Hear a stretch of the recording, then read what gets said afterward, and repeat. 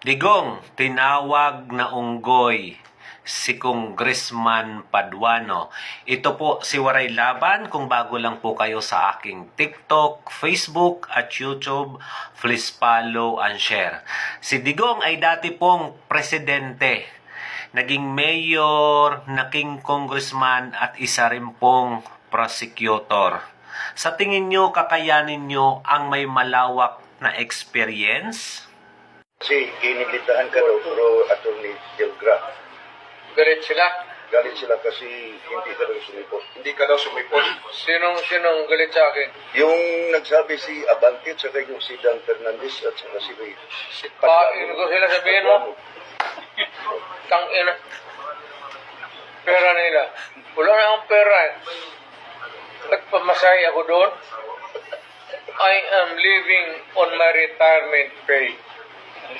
I never, kayo taga Davao kayo, lakin tayo, kababata tayo dito. Wala akong extra money na sa bangko na lahat sweldo ko yan, pati yung retirement ko. Sila pa ang galit ngayon. Buang. At sinabi pang ipakunting ka daw. Sige daw. Si Paduano nagsabi kaniha lang. Sa, Sino? Paduano. Yung Congressman Paduano. Congressman Paduano. Kasi Sino yung unggoy na yan? yung taga saan yan. Kasi yung aktor na din si Dan Talong sa lahat Fernandez, ng mga Abante at saka resource Paduano. person. Ganyan nag-contempt sa lahat. You don't scare me a bit. Galing na ako pagka-presidente, huwag nila akong ganunin. Galing na ako sa Congress.